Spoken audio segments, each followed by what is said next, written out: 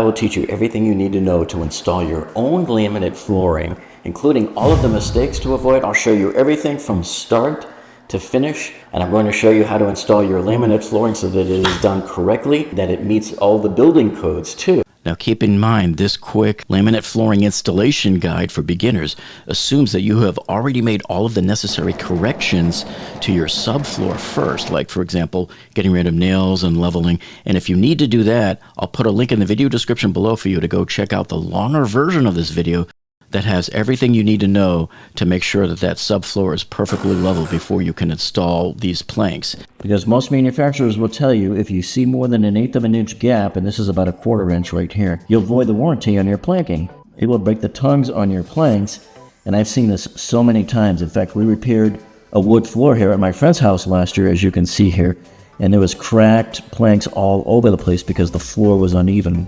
beneath it, and the installer should have known better.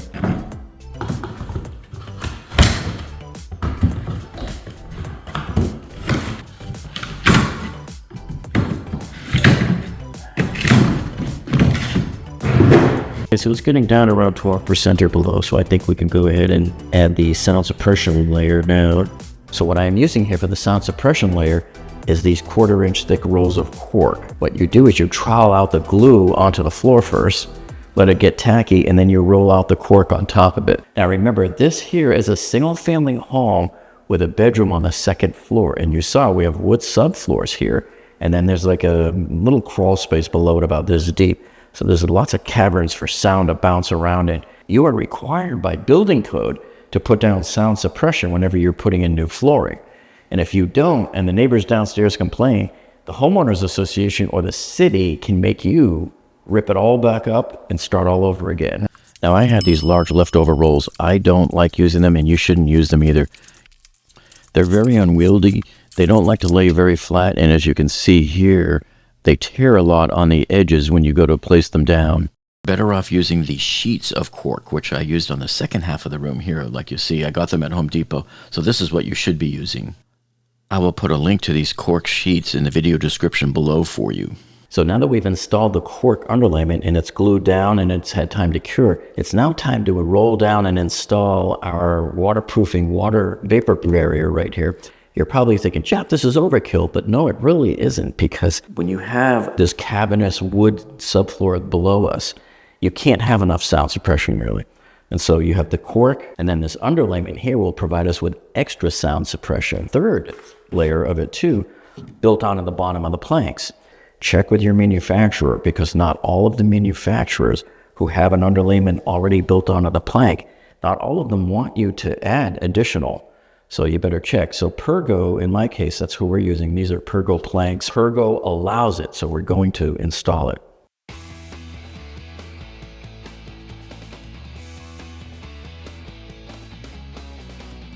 So then you take the second course, and you want to make sure that they butt up against each other nice and straight and firm like that. And then we're going to start to peel the tape here. So they have the tape that's built on it. I like to do it as I go along and make sure that nothing gets caught. Fold over the liner like that. And you're taped down.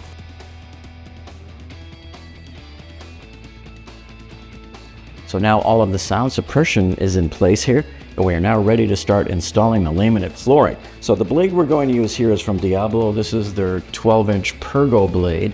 This is the only blade that Pergo has given their stamp of approval on that will work on their product problem, because laminate tears up the blades like crazy. So that's why this blade is specifically made for cutting the Pergo. And this would probably work quite well on your laminate as well. Now there's two ways you could lay out this floor. We could either go horizontal like this way, or you could go lengthwise down this way. My preferred method is to always have the planks lined towards the window, so that they're facing in the direction of the light. When you walk in and you look straight down the midway, you're going to see seams that just go all the way down. But if you mounted them horizontally like this, every 6 inches you could potentially see a seam. And so having them lengthwise will make your room look longer.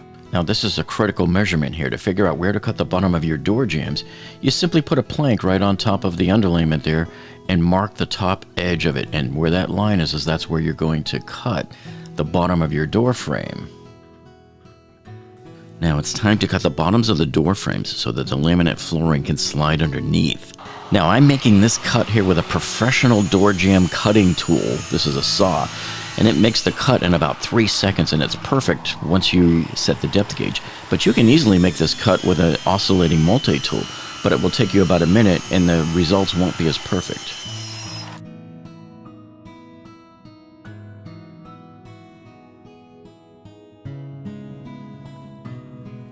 You need to let them acclimate, opened up inside the room where they're going to be installed to adjust to the temperature, the humidity, and the environment. When I take my planks, I like to set out several boxes here, and I'll take one from one box, one from another, and then from another, and then from another, so I can get as random of a pattern as I can going across the floor. Don't want to see a dark spot here, and then a white hot spot over here, because then it's going to look like a checkerboard pattern and it will look weird to the eye. You want it to look as natural as possible. Connect several planks together across the room and see how it ends up on the other side. Everybody has problems with this, like what do we do when we get to the end row if we have to make a cut? So let's say you have a room here that's 10 foot 1 inches wide and your planks measure 6 inches across. So we need to figure out how many laminate planks are needed. Well, remember 10 feet 1 inches is 121 inches. So you take 121 inches, you divide it by the 6-inch width of your planks right here, and you'll end up with 20 planks plus a remainder of a 1-inch rip cut. So if you lay your 20 planks across the room, this is what you're going to end up with, and you see you're going to have this 1-inch gap at the end. So this means that in theory, this last plank would be 1 inch wide. But this is unacceptable for most people, and some of the manufacturers will tell you they don't want you to have a piece that's less than 2 inches. So what do? What most of the purists like to do is to split the difference between the first row and the last row so that they're both essentially around the same width pieces. So in theory, they would probably come over to this one here and take 2 or 3 inches off of the first row and slide it all over. So here we've done that. We've taken 2 inches off of the first row, and then on the last row, this will be about a 3-inch piece or so. So they're going to be close in size, and that sort of solves that problem. But the problem now is now you have your first row is going to look like crap because it's going to be a skinny piece all the way up the row. And you're going to see when people walk in the room, they're not going to see a full plank, they're going to see a half a plank, even though theoretically this will be even front row and back row, and it will satisfy the purists. This is really up to you. Either method works fine. I prefer to have one entire width plank. And my reasoning on this is that you spent all of this money here on this laminate flooring and 6 inches wide. Don't you want to see the full width plank as soon as you walk in the bedroom? I think so. So what I would probably do here is maybe shave 1 inch off of this first row, giving us a 2-inch piece on the last row, which nobody's really going to see because it's going to be furniture and dressers and stuff like that over here. No one's likely to see it at all. I'd rather them see a full width piece at the front end. Before installing the first laminate flooring plank, we have to slice off the leading edge tongue and also the side edge tongue that faces the wall when we install this plank. Then we can slide it into position. Okay, so you just start with your first piece. Don't worry about its alignment or anything yet, because we're going to get all of the pieces cut for the first row and in place before we set them apart from the wall. Because the manufacturer, like most of them, want these to be about 3/8 of an inch from the wall.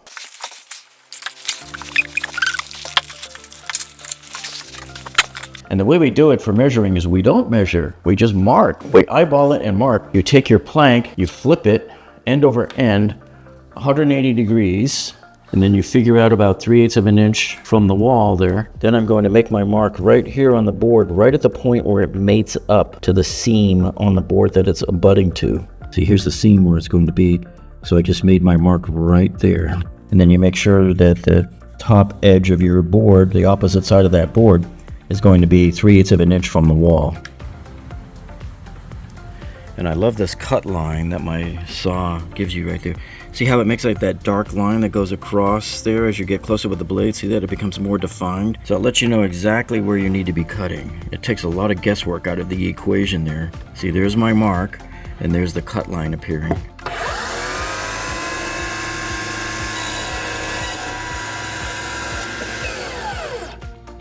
And you gotta watch out for little hanging chads like this guy right here, and you gotta clear them out of there. Cause squeaks, and they'll prevent your planks from clicking in properly. So here is our cut piece, and then this remainder, you use this to start the next row. So here's my remainder piece right here. I'm going to line it up to the first one. Now we're going to install our Bessie spacers, and I think these are really the best things in the world to use. I don't even use those stupid little black wedge spacers they give you in the flooring kits. They're a joke. These are much better, and they actually stay in place, and they're foolproof. We're going to set them at strategic places here, wherever there's a seam, to make sure that the planks are 3/8 of an inch away from the wall. And these will also provide back force for you when you're tapping your planks into place. See, because when these lay down, this goes up against the wall, and this edge here goes up against your laminate flooring plank. And so this distance has to be 3/8 of an inch. So now when you look at the front side right there, you see how to set it there, right to number 11.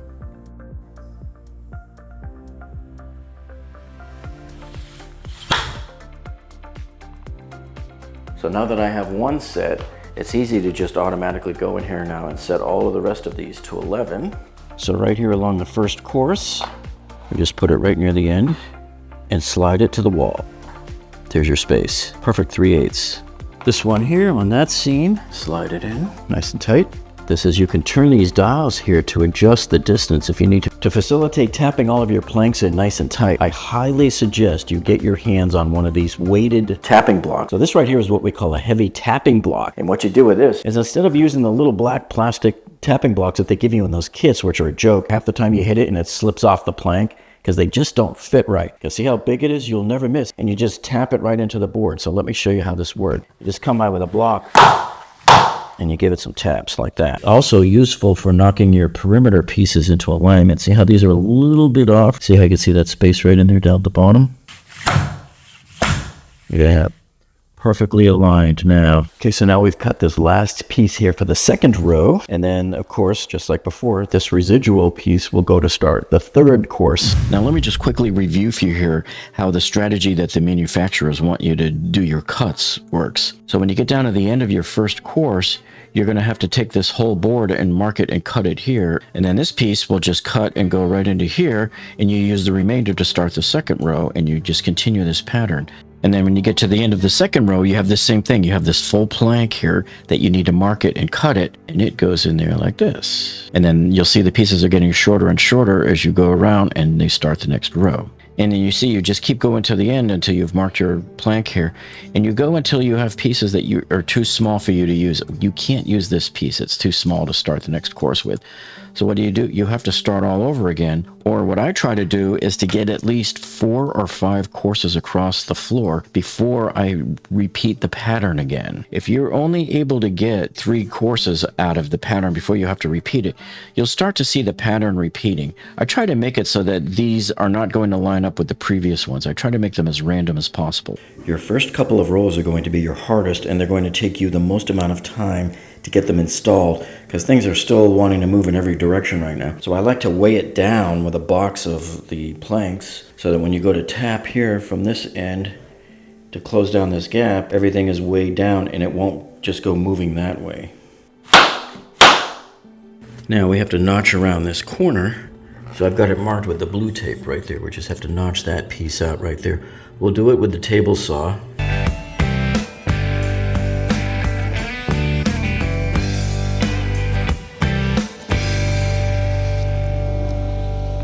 And armed with our success from the first few rows, we continue our strategy going across the floor there, and we cut the last piece in the row and use the residual piece to start the next row. We just keep on going, and you try to make the pattern as random as you can, avoiding the stair step patterns, avoiding the H patterns.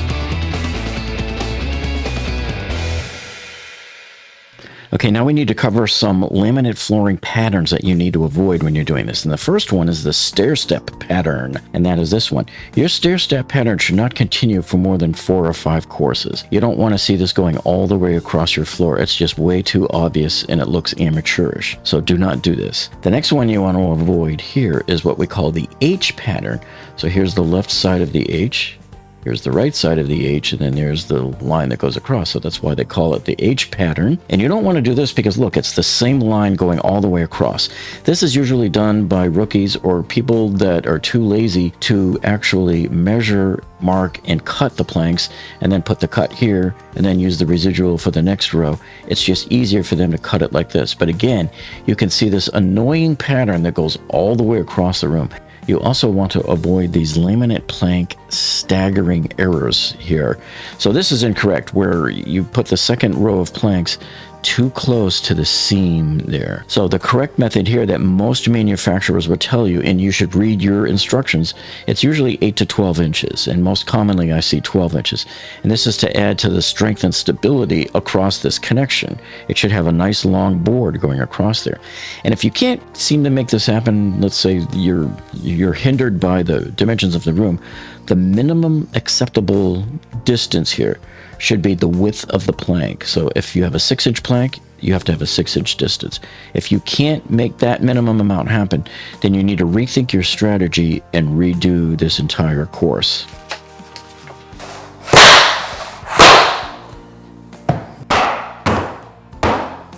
Try another couple of taps. Bit of a hairline there, but if you take your tapping block here and just give it a little slap, watch what happens. See, it closes in that gap.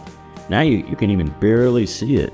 Now keep in mind that most of your laminate flooring is very cheaply made in China, so you're going to have to always deal with parts of it coming off, even right out of the box, crumbs and hanging chads like this one here, and you have to vacuum all of those out, and you can't let any of that get under your flooring or it will crack. So here's one we're trying to figure out why it won't go in, see? And you pull it away, oh, there it is, see? Little piece of the tongue, the little cardboard tongue there is just broken off. Sometimes these come like this right out of the box. So now I'm using my stud finder here to locate the studs. And when I find one, I'll put a piece of tape on it. And remember to pre-paint your baseboards before installing. Lets us know where it is, and they're going to be every 16 inches. There'll be another one right around by the outlet. See right there. We continue marking the wall with the blue tape to find the studs, and then we run the brad nails through the baseboard into the studs.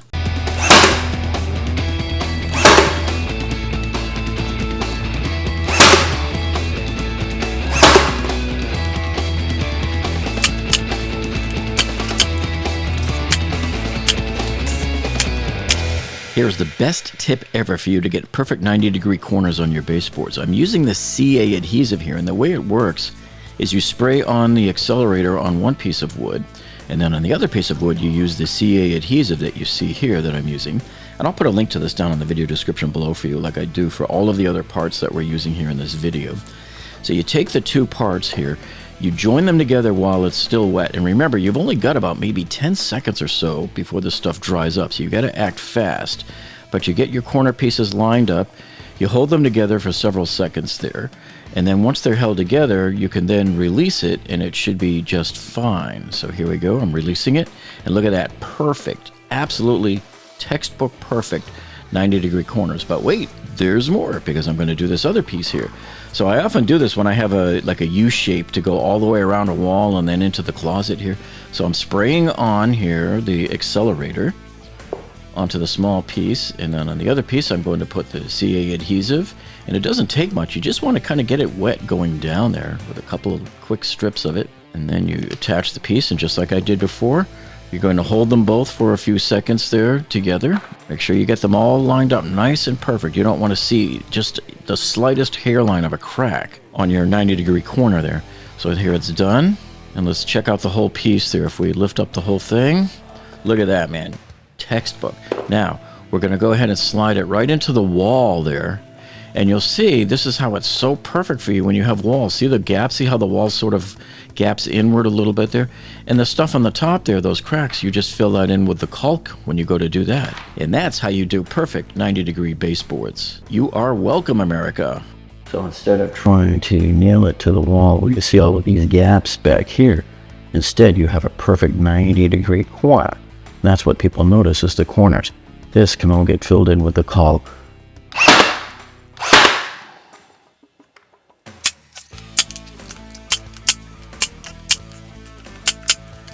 And here we just repeat as necessary for all of the other outside corners of the closet.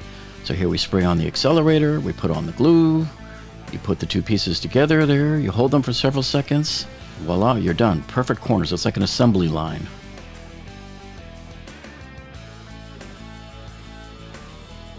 And I also use the CA adhesive on those tiny little strips of the laminate flooring that we have to stick underneath those gaps on the door frames.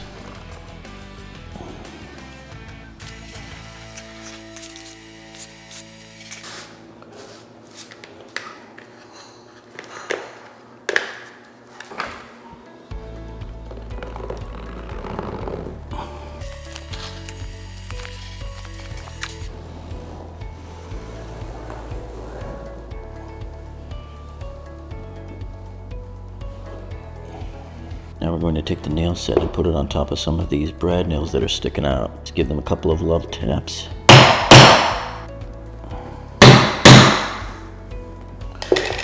Put some dry decks in there. Get a little more in there. And of course you can see the floor came out really nice too. And I'm glad we went and spec'd the extra bucks and upgraded here to the taller upgraded baseboard, because this looks so much better than the cheapy little 3-inch baseboards that the builders typically give you.